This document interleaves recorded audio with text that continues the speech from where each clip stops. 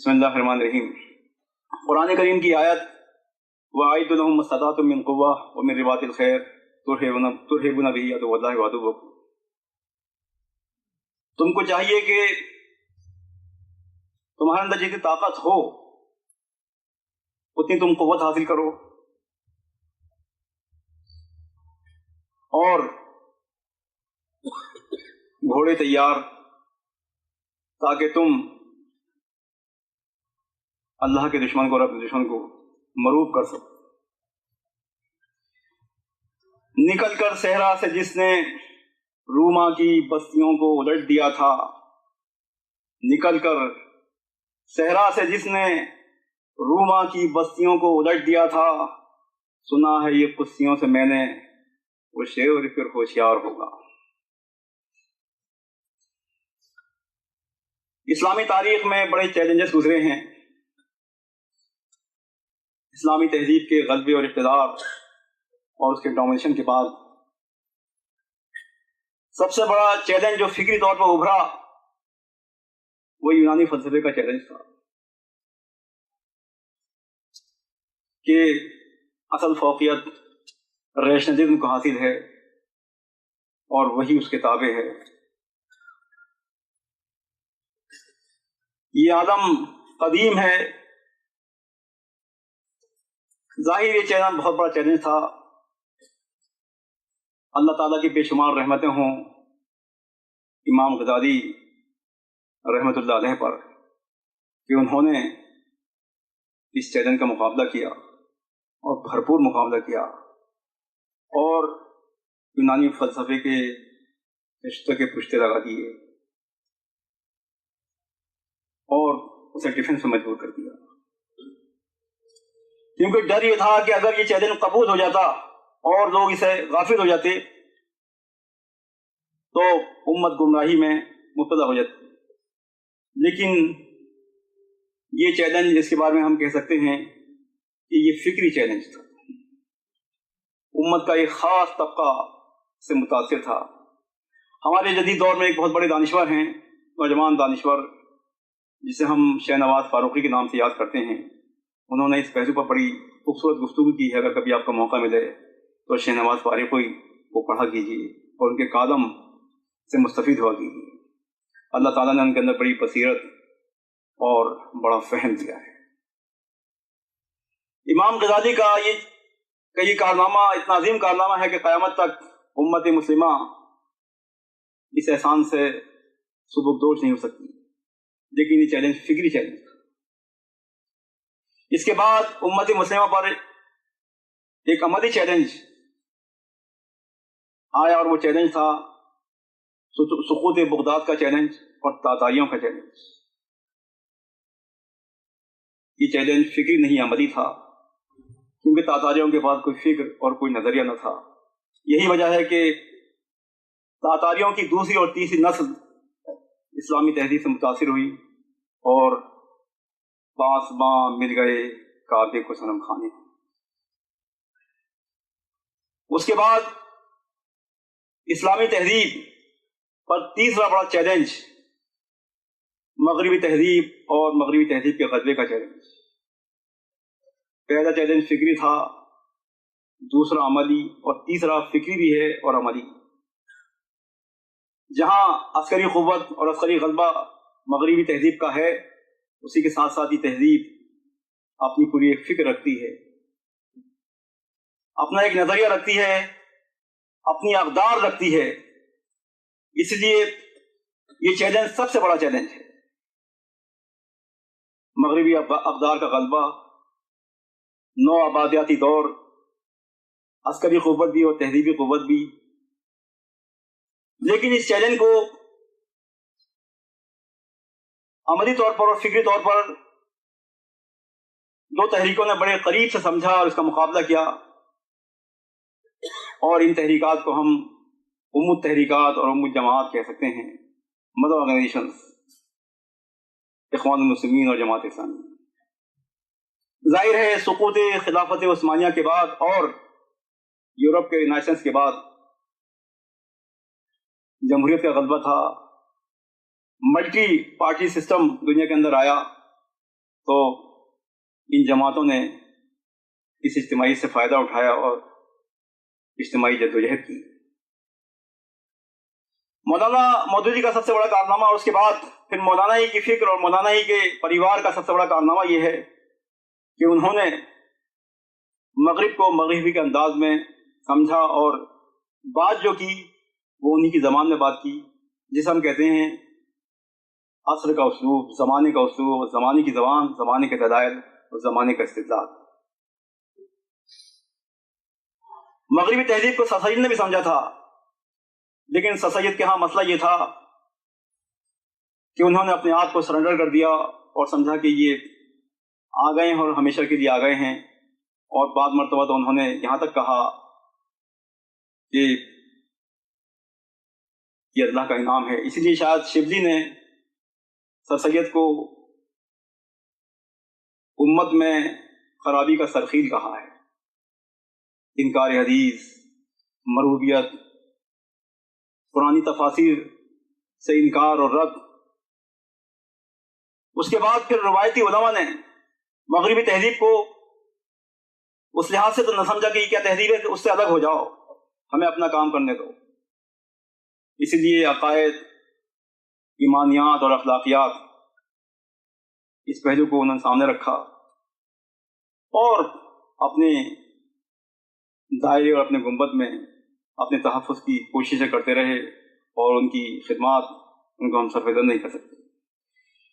लेकिन मौलाना का बड़ा कारनामा यह है कि उन्होंने अकायद, इबादत और अखलाक के साथ साथ जो दूसरा पहलू है, यानी तहजीबी, सियासी और माशी या इज्तिमाई पहलू, जिसका पहलू जो इबादत से निकल करके आगे बढ़ता है, उन दोनों महाजों पर काम किया। क्योंकि पर्सनालिटी स्पिरिट का जो फेनोमेना होता है और उसकी जो दूरी होती है, वो एक बड़ा फलसफा होता है कि हम उसका मुकाबला कैसे करें और वो हमारा पैराडाइम वहां कैसे बदले। मौलाना का बहुत बड़ा कारनामा यह है कि उन्होंने गुफ्तगू तौहीद पे भी की, रिसालत पे भी की और आखिरत पे भी की और जदीद उसूब में की। लेकिन रिवायती तशरीहात के साथ साथ जदीद तकादे थे, उसके उस पहलू को उभारा कि अगर रसूल है तो क्यों है, वो क्यों आता है, वो रसूल की कानूनी हैसियत क्या होती है। ये तौहीद है तो इसमें सॉवरेंटी अल्लाह की कहाँ बनती है। अगर ये आखिरत है तो आखिरत में पहुंचने के लिए सबसे पहले दुनिया तो में तो गलबा जरूरी है ना, सिर्फ आखिरत के लिए तो पहुंचना थोड़ी है। और फिर उसके बाद जो सबसे बड़ा कारनामा मौलाना का है, जिसको मगरिब ने बहुत करीब से समझा है और जिस पे हैरान है, वो ये कि उन्होंने मगरिब ने जो पूरा फलसफा दिया था इज्तिमाइयत का, उसके मुकाबले में एक अल्टरनेटिव पेश कर दिया उसी के ज़माने में, और इस्लाम को ज़ाब्ते हयात की हैसियत से पेश किया। तो अगर हम कहें कि इस्लाम के लिए जो जदीद रुझानात हैं, तो उसमें ये पहलू बड़ा उभरा हुआ है। लेकिन बात जो मैंने अभी से पहले इशारतन कही थी, वो ये कि हमारा एक बहुत बड़ा मुस्बत पहलू ये है कि अब हम इस्लाम को और तहरीक को मौलाना से नहीं समझते, इसलिए कि ये पूरा सिलसिला उसी का है और ये पूरी नस्लें उसी की, ये चैन चलता चला आ रहा है। ये अलग बात है कि जो वक्त का जो मुजद्दिद होता है, उसको उसी की ज़बान में अगर समझे और उसी के कंटेक्स्ट में समझे तो उसकी बात अलग होती है। क्योंकि मौलाना के यहाँ जो अल्फाज हैं, जो उसलूब है, जो इस्लाहें हैं, उसको मौलाना ने स्पेसिफिक तौर से नहीं समझा है, बल्कि वो मिसाल के तौर पर मैं आपके सामने बैठा हुआ हूँ, एक गुफ्तगू कर रहा हूँ आज के हालात में, और आज मैं मिसाल के तौर पर हिजरत पर गुफ्तगू करूंगा आपके सामने, तो हिजरत का यहाँ का पहलू मेरे सामने होगा।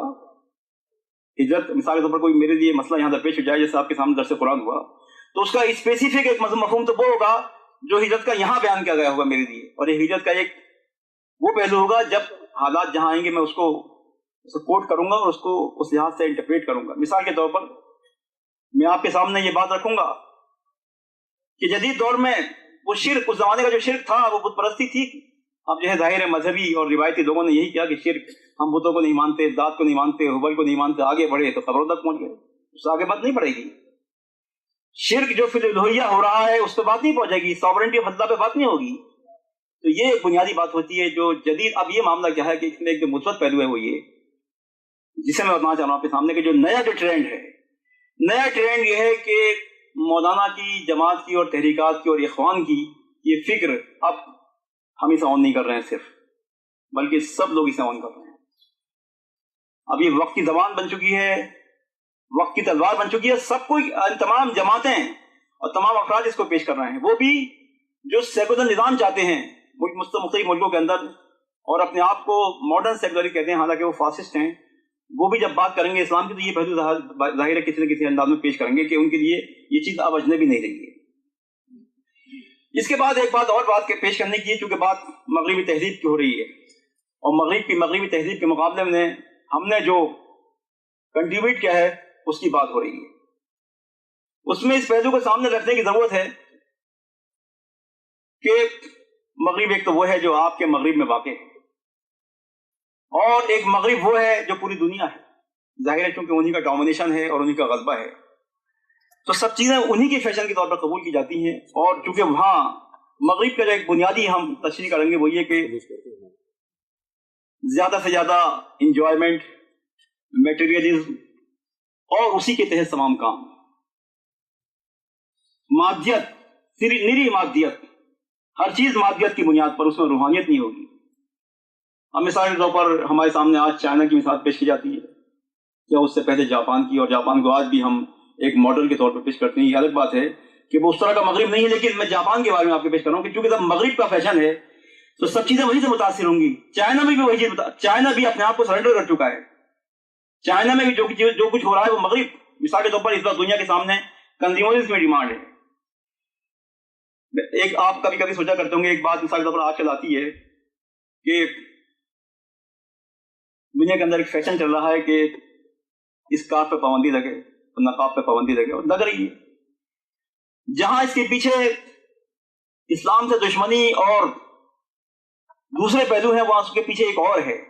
کیونکہ دنیا میں جب مادیت آتی تو ہر چیز میں مادیت ہوتی ہے، فکری مادیت ہوتی ہے، ہر چیز میں آتی ہے. جہاں پر ایک شیطانی قوت ہوتی ہے، طاغوت ہوتا ہے، اس طاغوت کی اپنی ایک شان ہوتی ہے، وہاں اس کے ساتھ ساتھ طاغوت کا اپنا ایک مفاد بھی ہوتا ہے.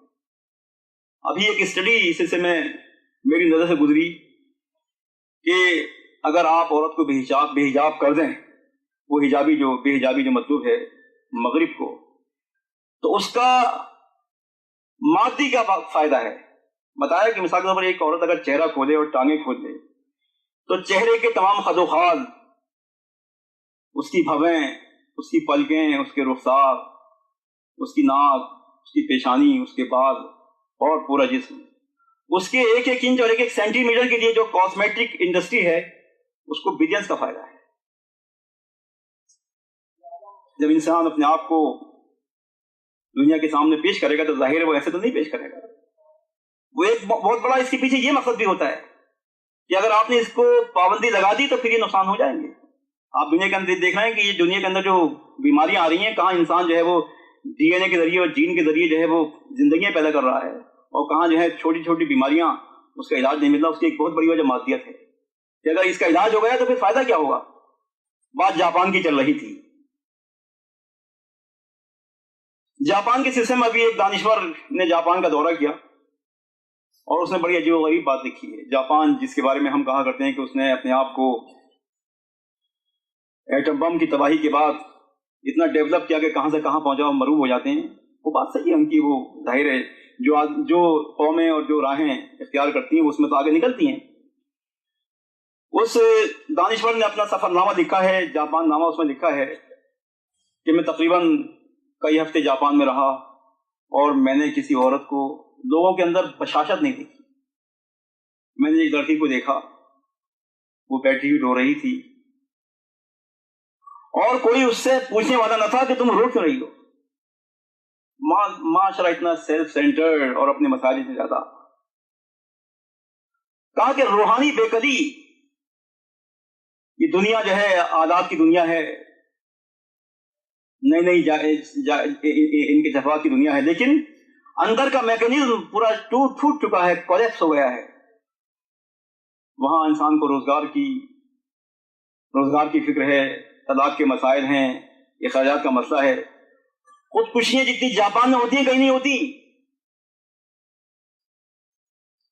آپ آبادی کے لحاظ سے کسی بھی چیز کے جب فیکٹ اور فگرس ہوتے ہیں، جب ان کا مقابلہ کرتے ہیں تو آبادی دیکھنی پڑتی ہے کہ آبادی میں تناسب کیا ہے. یعنی یہ کہ خودکشیوں کے لیے نئے نئے طریقے بتایا جاتا ہے کہ مردوں کے لیے 5 بجے کا وقت ہوتا ہے اور عورتوں کے لیے دن میں وقت ہوتا ہے. اور خودکشی کو جو ہے کہا جاتا ہے کہ یہ بھی ایک بہادری ہے, آدمی نے جو ہے جب نہ کر سکا تب نکل گئے.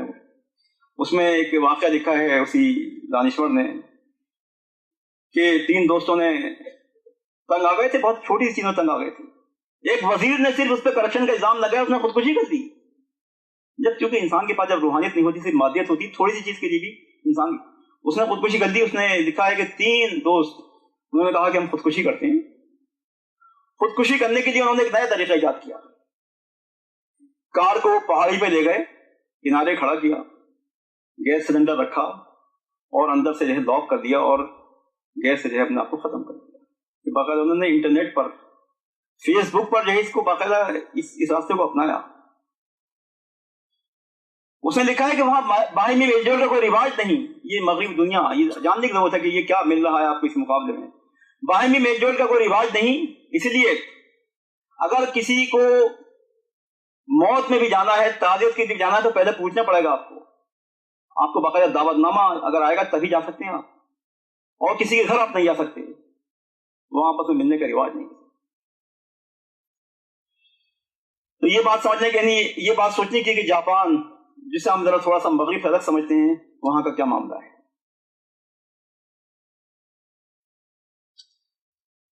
یہ جو کتاب ہے دا گریٹ چیس بورڈ, اور جو برزنسکی نے لکھی تھی, آپ اس کے بارے میں جانتے ہیں کہ سن 53 میں اس نے ہارورڈ سے PhD کیا تھا اور یہ نیشنل سیکورٹی کا ایڈوائزر رہا ہے. تو اس نے مغرب کے تصور کو وہ پیش کیا. میں اسی بات آپ کے سامنے اس لیے پیش کر رہا ہوں کہ مغرب کو ہم اس طرح سمجھیں کہ بعد میں دیکھیں کہ ان کو ملا کیا اس حصے میں. اس نے لکھا ہے کہ اس نے اپنی کتاب میں لکھا ہے about 75% of world's people live in Eurasia and most of the world's physical wealth is there as well. اس لیے ہمیں اس کو کیپچر کرنا ہے. اسپرنگر جدید دور کا اگر کہا جائے تو جرمنی کا سب سے بڑا مغرب کا فلاسفر گزرا ہے, اور یہ نئی نئی کتابیں آپ کے سامنے آئی ہیں نا, ہنٹنگٹن وغیرہ کی اور فوکایاما وغیرہ کی, سب نے اسی سے استفادہ کیا ہے. اس کی کتاب ہے The Decline of the West. وہ 2 ولیوم میں کتاب لکھی اس نے, 18 میں اور 22 میں. ایک کتاب یعنی پہلا ولیوم سن 18 میں, دوسرا 22 میں. تو اس نے یہ تمام پہلو سامنے رکھے ہیں اور اس نے بتایا کہ اس کی وجوہات کیا ہیں. یہ تہذیب کیوں خودکشی کرے گی کہ جو شاخ نازک پہ آشیانہ بنے گا ناپائیدار ہوگا. تمہاری تہذیب اپنے خنجر سے خودکشی کرے گی, جو شاخ نازک پہ آشیانہ بنے گا وہ ناپائیدار ہوگا. وہ تمام پہلو جو ہم آج پیش کر رہے ہیں اور جو ہماری تنقید ہے وہ پہلو اس نے سب پیش کر دیے تھے. اسی لیے علامہ اقبال سے بہت متاثر ہوئے تھے. شاید علامہ کے ہاں جو ان کی ریکنسیلیشن کی جو کتاب ہے اس سے متاثر نظر آتے ہیں. آرنلڈ جوزف ٹائنبی, اس نے 12 ولیوم میں کتاب لکھی ہے اور بہت بڑا انالیسس کیا ہے مغربی تہذیب کا. اور یہ جو کتابیں ہیں وہ بھی اس سے متاثر ہیں. اس نے منی کہ تقریباً 22 تہذیبوں کا تذکرہ کیا ہے. لیکن اس نے ایک پیشن گوئی کی تھی, اور اس نے پیشن گوئی یہ کی تھی کہ ٹائبی آرگوز 2 possibilities. مغربی تہذیب کا تذکرہ کرتے ہوئے کہا کہ 2 possibilities. They might all merge with Western civilization, or whether Western civilization might develop as a universal state. لیکن خود اسی کی جو کتاب ہے اسی سے جو ہے اس کی نفی ہوتی ہے. اس نے لکھا ہے جب کوئی تہذیب اپنے قد سے آگے بڑھتی ہے اور بہت پھیل جاتی ہے, کیونکہ اس نے تہذیبوں کے انتشار کا اور تہذیبوں کے کولیپس ہونے کا اور اس کی تباہی کا تذکرہ کرتے ہوئے ایک فلسفہ دیا ہے کہ تہذیبیں جب بہت پھیلتی ہیں اور آگے بڑھتی ہیں تو پھر وہ کنٹرول نہیں کر پاتی ہیں اور تباہ ہو جاتی ہیں. مغربی تہذیب کا مسئلہ یہی ہے. آج کل جو دنیا کی سپر پاور, اس کا مسئلہ یہی ہے کہ وہ مقابلہ نہیں, یعنی کہ وہ اتنا پھیل گیا کہ وہ اس کو کنٹرول نہیں کر پائے گا اور اس کو جو کسی طرح سے تحکم نہیں کر پائے گا اس کا. اسی لیے وہ اس کی خود بات اسی پر جو ہے طے ہوتی ہے اور اسی کے بعد جو ہے اس پر لگتی جا کر کے. تو دوستو یہ تاریخ ایک نہیں 2 نہیں بلکہ درجنوں تہذیبوں کا قبرستان ہے. کوئی شخص, ہافمین نے جو کتاب لکھی ہے کہ اسلام قوت الغد, اسلام مستقبل کی طاقت, ہافمین نے لکھا ہے کوئی شخص تصور نہیں کر سکتا تھا کہ خلافت عثمانیہ کے سقوط کے بعد اور اس جدید دور میں حسن البنا، سید قطب اور مودودی جیسی شخصیتیں پیدا ہوں گی اور ایسے افراد پیدا ہوں گے، اور اسی نے لکھا ہے کہ اسلام کا جو عائلی نظام اور اسلام کا جو خاندانی نظام ہے یہ سب سے بڑی رحمت ہے، اور مغرب کبھی اس کا مقابلہ نہیں کر سکتا، مغرب کبھی اس ویکیوم کو پر نہیں کر سکتا۔ امریکہ کے سابق سفیر نافذ نے مغربی تہذیب کے بارے میں لکھا ہے کہ یہ مسمار ہوگی اسی لیے کہ اہل بصیرت سے محروم ہے، کوئی تہذیب روحانیت کے بغیر زندہ نہیں رہ سکتی اور نہ وہ پنپ سکتی ہے۔ اس کے ساتھ جو ایک چیز بڑی اہم ہے وہ یہ کہ آپ دیکھ رہے ہیں فیگرز پیش کرنے کی یہاں ضرورت نہیں ہے، مجھ سے پیش جو گفتگو ہوئی تھی آپ نے اس میں اس طرح کی باتیں آئی تھیں کہ کس طرح سے یورپ بکھر رہا ہے، اور بات آئی تھی مہاجرین کی، امیگرینٹ کی۔ مسئلہ یہ ہوتا ہے کہ بعض مرتبہ تہذیبیں خود ایسے اصول بناتی ہیں جو ان کے لیے تباہی کا باعث ہوتی ہیں، فنڈامنٹل رائٹس اور اسی طرح کی دوسری چیزیں، یہ ڈیموکریسی۔ اب ظاہر ہے کہاں تک پابندی لگائیں گے؟ اب جو فیکٹ اینڈ فیگرز آ رہے ہیں، دعوتی کام کو چھوڑ دیجیے، دعوتی کام تو اس کی تاریخ رہی کہ وہ ایک نیچرل طریقے سے بہت آہستہ آہستہ چلتا ہے۔ دعوتی کام کی بات جان دیجیے، پوری تاریخ اٹھا کے دیکھ لیجیے آپ۔ دعوتی کام اپنے کیلکولیشن کے اعتبار سے، جسے ہم کہتے ہیں کہ لوگ نیو کنورٹس جو آتے ہیں، تو اس کا جو فینومینا ہے وہ یہ کہ وہ اپنے نیچرل فینومینا کے ساتھ بہت آہستہ آہستہ لے کر آتا ہے۔ تو یہ نہیں ہوتا کہ بہت تیزی کے ساتھ جو ہے آپ نے دعوت دی اور کھٹا کھٹ جو وہ تو جب ہوتا ہے جب تہذیب غالب آ جاتی ہے نا۔ مکے سے مدینہ تک صرف 100 لوگ ملتے ہیں ہمیں، اور پھر صلح حدیبیہ تک چند 100 لوگ اور مل جاتے ہیں، پھر صلح حدیبیہ کے بعد تاریخ بدلتی ہے تو 1,24,000 ہمیں حجۃ الوداع میں دکھائی دیتے ہیں۔ وہ بات دوسری ہوتی ہے کہ یدخلون فی دین اللہ دور، افواجا کا دور۔ اس سے پہلے کا جو صبر ہوتا ہے، اس کا جو ڈٹرمنیشن ہوتا ہے، اس کی جو آوازیں ہوتی ہیں، اس کا جو مقابلہ ہوتا ہے، اس کی بات کچھ اور ہوتی ہے۔ تو وہ اللہ تعالیٰ اسے قبول کرتا ہے، اللہ تعالیٰ اس کو قبول کرتا ہے۔ تو یہی بات ہے کہ اگر آپ دیکھیں کہ صرف اسی فگر کے ساتھ جو دنیا کے اندر چل رہا ہے، جس میں جو پاپولیشن جس طرح سے بڑھ رہی ہے آپ کے یورپ میں اور امریکہ میں، یورپ کی زیادہ میں مثال دوں گا اس لیے کہ یورپ کی اصل میں تہذیبوں کا منبع ہے اور یورپی تہذیبوں کی بنیاد ہے، باقی سب تو اس کے خوشاچی ہیں اور وہ کسی عسکری بنیاد پر ہے۔ یورپ کا مسئلہ یہ ہے کہ اس کے ہاں فنڈامنٹل رائٹس ہیں، ظاہر ہے لوگوں کو روک نہیں سکتے۔ اب جس طرح سے پاپولیشن بڑھ رہی ہے، تمام تجزیے آ رہے ہیں کہ 2050 میں تو مسئلہ عجیب و غریب ہو جائے گا یورپ کا۔ جرمنی میں اتنے، فرانس میں اتنے، بیلجیم میں اتنے، برطانیہ میں اتنے، اسپین، خود اسپین کو دیکھ لیجیے، اسپین جس کا تذکرہ بھی آپ کے سامنے آیا کہ جس پر اقبال نے خون کے آنسو ہوئے تھے جب اقبال وہاں سے گزرا تھا۔ ہسپانیہ تو خون مسلمہ کا آمی ہے، ہسپانیہ تو خون مسلمہ کا آمی ہے، مانند حرم پاک ہے تو میری نگاہ میں، پوشیدہ تیری خاک میں سجدوں کے نشاں ہیں، خاموش ادانے ہیں تیری باد سحر میں۔ لیکن آپ اسپین کے اندر دیکھیں، اسپین کے اندر جو خاص طور سے شمالی افریقہ کے جو مہاجرین جو پہنچ رہے ہیں وہ مسئلہ، اور خود بڑی اہم بات میں آپ کے سامنے پیش کروں گا، اس سے پہلے بھی میں نے ایک مرتبہ تذکرہ کیا تھا، لیکن آج وہ بات بڑی ریلیونٹ لگ رہی ہے۔ 1492 میں اسپین سے مسلمانوں کو سقوط وطن نکالے گئے تھے، عجیب تاریخ ہے اس کی۔ اقبال جب وہاں سے گزرا تھا تو اس نے کہا تھا، رولے اب دل کھول کے دیدے خون نابا بار، وہ نظر آتا ہے مجھے تہذیب حجازی کا مدار، رولے اب دل کھول کے اے دیدے خون نابا بار، وہ نظر آتا ہے تہذیب حجازی کا مدار، تھا یہاں ہنگامہ ان صحرا نشینوں کا کبھی، بہر بازی گاہ تھا جن کے سفینوں کا کبھی،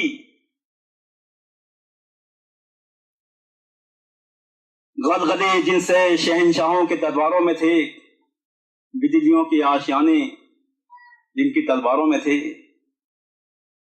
غدغدوں سے جن کے لذت گیر اب تک گوش ہے، کیا وہ تکبیر اب ہمیشہ کے لیے خاموش ہے؟ دوستو اب صورتحال دوسری ہے۔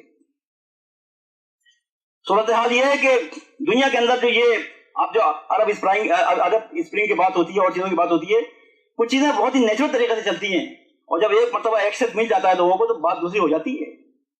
اللہ کے رسول نے فرمایا تھا کہ تم وہاں پہنچ جاؤ، تم وہاں جاؤ، ماں تم وہاں جا رہے ہو تو یہ جا کے کام کرنا، ماں تم وہاں جا رہے ہو فلاں کو وہاں بھیج دو، فلاں کو وہاں بھیج دو. اس کی وجہ کیا ہوتی ہے؟ ایکسس مل جاتا ہے، تو جہاں ایکسس ملتا ہے تو اس کی بات دوسری ہوتی ہے.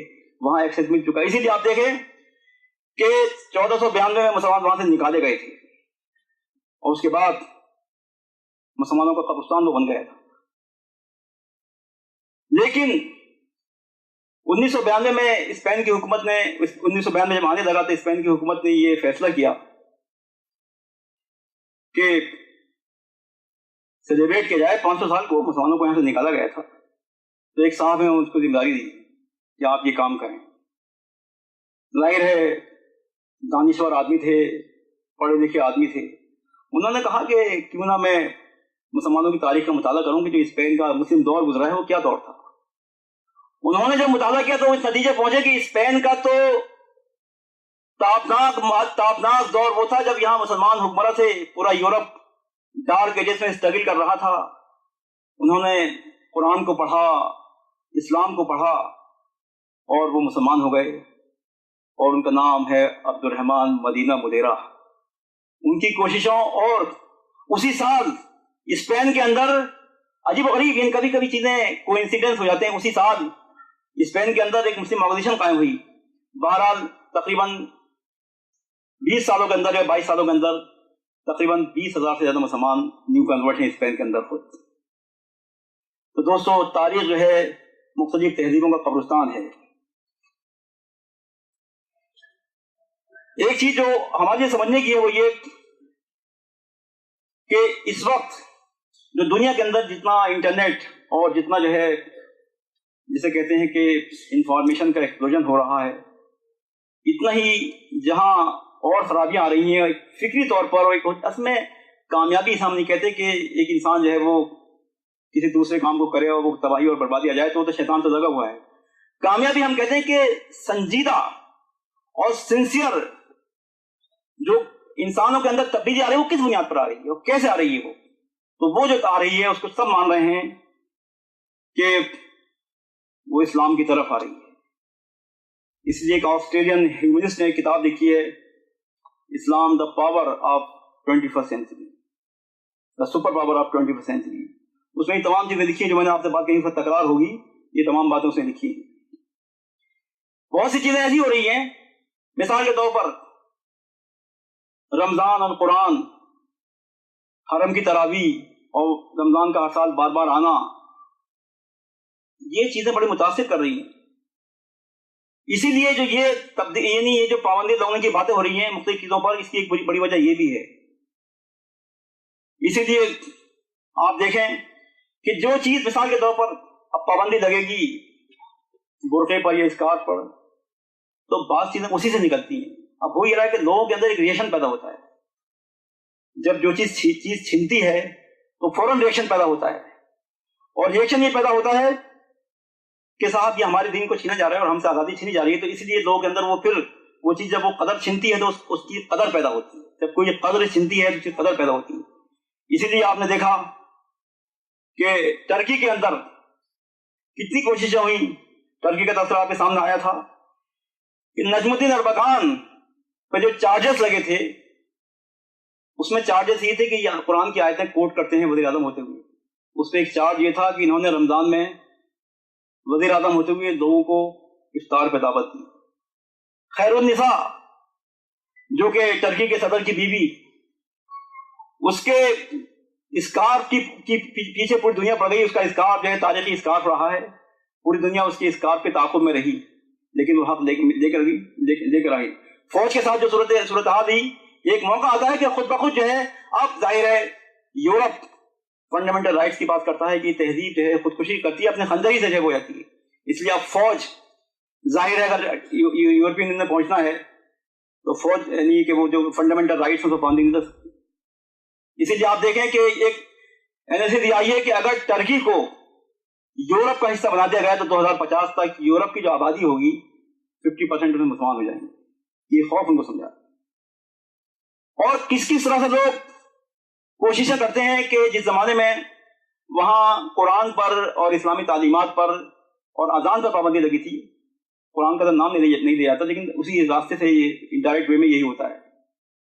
تو اس میں بدیع الزمان نورسی رحمۃ اللہ علیہ کی کوشش کہ انہوں نے تہخانوں کے اندر رہ کر کے مدرسے چلائے جس کے 2 دروازے ہوا کرتے تھے, اور دروازے پر موچی اور ٹیلر بیٹھا کرتا تھا کہ آئے تو بتا دے. CID کے لوگ آیا کرتے تھے اور بچے دوسرے راستے سے نکل جایا کرتے تھے. لیکن اسی ٹرکی میں آپ دیکھیے الحمدللہ اسی سیکولرزم کا نام لیتے ہوئے اور اسی ماڈرنزم کا نام لیتے ہوئے جو صورتحال ہو رہی ہے وہ یہ ہے کہ ٹرکی ماڈل بن رہا ہے, مسلم دنیا کا ماڈل. عرب اسپرنگ کا جو تذکرہ آ رہا ہے تو اس میں ماڈل کے طور پر ٹرکی روز بھی پیچھے کر رہا ہے اپنا, اس کا خلاف آپ کو معلوم ہے. اب بھی یورپ میں بعض شہر ایسے ہیں جہاں 20% جو ہے مسلمان ہیں. اگر ان کا وجود ہے اور ایگزسٹنس ہے جو کبھی نہیں تھا تو ظاہر ایک رحمت ہے. اور جب وجود ہوتا ہے اور کسی ایسی تہذیب کا وجود ہو جس کے پیچھے پوری کی پوری قوت ہو. اسی لیے جنرل مستشرق براؤن نے لکھا تھا, اس نے بھی کتاب لکھی ہے جس میں لکھا ہے کہ اسلام مستقبل کی طاقت. اس نے لکھا ہے کہ ان کے عقیدے کی جڑیں ان کی کتاب میں بڑی گہری ہیں. ان کے عقیدے کی جڑیں ان کی کتاب میں بڑی گہری ہیں. ان کی تعداد بہت زیادہ ہے. اگر ان کے پاس مادی وسائل پہنچ گئے تو یہ دنیا کے لیے لعنت بن جائیں گے. اس لیے اس کا مقابلہ ہمیں کرنا ہے. جو اور پہلو اس میں سامنے کے ایک پہلو یہ ہے کہ جو بہت ہی پازیٹو پہلو ہے کہ مادی اور اقتصادی قوت. ایک بڑی قوت جو ہماری ہے وہ ہے بشری قوت. آبادی جس تیزی سے بڑھ رہی ہے 2030 تک پہنچتے دنیا کی تقریباً جو ہے 35% آبادی جو ہے مسلمانوں کی آبادی ہو. اس کے بعد دوسرا جو پہلو ہے وہ ہے مادی اور اقتصادی طاقت. اور تیسرا پہلو جغرافیائی پوزیشن کہ مسلمانوں کے جو علاقے ہیں یہ پر اعظموں کا مرکز ہے, تہذیبوں کا منبع ہے, اور جسے ہم کہتے ہیں آسمانی پیغام, چاہے وہ عیسائیت کا ہو. عیسائیت تو نہیں, وہ اسلامی آیا تھا, لیکن آسمانی مذاہب کے پیروکار چاہے وہ یہودی ہوں چاہے وہ عیسائی ہوں اور مسلمان صحیح, ان سب کا منبع اور اس کا محبت اور مرکز یہی علاقے ہیں. پھر روحانی قوت, اور اس کے ساتھ ساتھ بڑی اہم چیز یہ ہے کہ تحریک اسلامی کا ظہور, تحریک وہابیت کا ظہور. دعوتی کام غیر مسلموں میں ہر کوئی کر رہا ہے, یہ فیشن بن چکا ہے. ایک زمانے میں جب یہ بات شروع کی گئی تھی تو لوگ جو ہے اس بات کو انہونی کہا کرتے تھے پہلے اپنے آپ کو تو صحیح کر لو. اب تو ہر جماعت اور ہر مدرسہ اور ہر تنظیم اس کام کو کرتی ہے اور کرنا چاہتی ہے. اس سے فرق کیا ہوتا ہے, جب یہ فیشن بن جاتا ہے نا, جب کسی چیز کو آپ کرنے لگیں تو پھر جو ہے اس کا ایک بہت بڑا فائدہ یہ ہوتا ہے کہ قوموں کے اندر سے احساس کمتری ختم ہوتا ہے. مساجد اور مدارس کا قیام, یہ جو منارات پہ پابندی لگنے کی وجہ یہی ہے, اس کی بنیادی وجہ یہ گھبراہٹ. دشمن ترہبون بہ عدو اللہ و عدوکم, دشمن کے اندر روب طاری ہو جاتا ہے. بک فیئر آپ دیکھ لیجئے, اٹھا دیجئے پورے اسٹیٹسٹکس. دنیا کے اندر اگر بک فیئر لگتا ہے خود انسان میں بھی, تو سب سے زیادہ لوگوں کی خواہش یہ ہوتی ہے کہ قرآن کا ترجمہ مل جائے, یہ اسلامی کتابیں مل جائیں. یہ بہت سے اسٹیٹسٹکس آ چکے ہیں کہ اگر لینا چاہتے ہیں عقیدے کے بعد, یہ تو ہوتا ہے کہ ایک تو ہوتا ہے کنٹمپریری کچھ ایشوز ہوتے ہیں, ظاہر ہے وہ کتابیں تو بکیں گی, اور جو جن کتابوں کی ڈیمانڈ کسی اور وجہ سے ہے وہ تو بکیں گی جو ان کا کامرشل. لیکن ہوتا ہے یہ کہ سنسیئرٹی کے ساتھ کسی پہلو کو سمجھنا چاہتا ہو تو لوگ اسلام کو سب سے زیادہ سمجھ جا رہے ہیں. یہ جو ہے آپ دیکھ رہے ہیں, اس لیے جتنے PhD کے مقالے اور PhD اور یہ تحقیقاتی مقالے لکھے جا رہے ہیں, حج اور عمرے کی جو کثرت ہو رہی ہے اور جس طرح سے جو ہے ایکسپینشن ہو رہا ہے ان علاقوں کا اور اس یعنی کہ حرمین کا, وہ دنیا کے سامنے وہ چیز پہنچ رہی ہے, اور مسلمانوں کے اندر بھی جہاں جاگرتی پیدا ہو رہی ہے, دنیا بھی اس کو دیکھ رہی ہے کہ آخر ہے کیا چیز یہ. اور تو پردے کی طرف رجحان اور اسلامی ادارے اور بینکنگ کی قوت, اور اس کے ساتھ عسکری بنیاد پر آپ دیکھیے کہ عسکری بنیاد پر آپ دیکھیے کہ وہ لوگ بھی جو امریکن پریشر میں رہتے ہیں وہ یہ کہہ رہے ہیں کہ امریکہ ان علاقوں میں اگر ہار نہیں رہا تو جیت تو نہیں رہا ہے. ہم تو کہہ رہے ہیں ہار رہا ہے, وہ بھاگ رہا ہے, وہ چاہ رہا ہے کوئی بہت ہی باعزت ایگزٹ ملے. لیکن اس کے ساتھ ساتھ بھارت وہ لوگ بھی خود کہہ رہے ہیں کہ اگر ہم ہار نہیں رہے تو جیت بھی نہیں رہے ہیں. اس لیے بہت سے پہلو ہمارے سامنے سمجھنے کے ہیں اور غور کرنے کے کس کس طرح سے اور کن کن پہلوؤں سے اسلامی تحریک اور اسلامی قوت دنیا کے سامنے آگے بڑھ رہی ہے. اس کے بہت سے پہلو آپ کے سامنے آئے اور بہت سے پہلو ہمارے لیے غور کرنے کے ہیں. یہ عرب اسپرنگ کی جو بات ہوئی ہے، اس عرب اسپرنگ کا جو ایک بہت بڑا پازیٹو پہلو ہے، وہ پازیٹو پہلو یہ ہے کہ اس عرب اسپرنگ میں مسئلہ یہ ہے کہ مقابلہ کرنے کے لیے اور مدد کرنے کے لیے انہی لوگوں کو آنا پڑا. اس کے علاوہ کوئی چارہ کار تھا نہیں. قرآن کریم کی جو آیت ہے نا، وَلَوْلَا دَفْعُ اللَّهِ النَّاسَ بَعْضَهُم بِبَعْضٍ، اگر اللہ تعالیٰ بعض کے ذریعے بعض کو دفع نہ کرتا تو دنیا میں تو کچھ ہوتا ہی نہیں. انہی لوگوں کو آنا پڑ رہا ہے. وہ قوت ہمارے پاس نہیں تھی، لیکن اس قوت کا مقابلہ کرنے کے لیے کیا ہو رہا ہے؟ اس قوت کا مقابلہ کرنے کے لیے انہی کو آنا پڑا. اور اس کے ساتھ ساتھ بھی خطرہ یہی ہے کہ کہیں اخوان نہ آ جائیں، خطرہ یہی ہے کہ کہیں بنیاد پرست نہ آ جائیں، اور اس کے لیے اصطلاحیں وہ دوسری استعمال کرتے ہیں، لیکن ان کو ڈر ہے. اس لیے عرب اسپرنگ کا جو پہلو ہے اور اسی کے ساتھ ساتھ یہ جو دعوتی سطح پر مختلف سطح پر کام ہو رہا ہے، یہ پہلو اور امت کی ایک عام بیداری اور دنیا کے اندر جو بے چینی ہے، اس کے لحاظ سے ہم یہ کہہ سکتے ہیں کہ واقعی یہ عرب اسپرنگ اور عرب کی جو موسم بہار ہے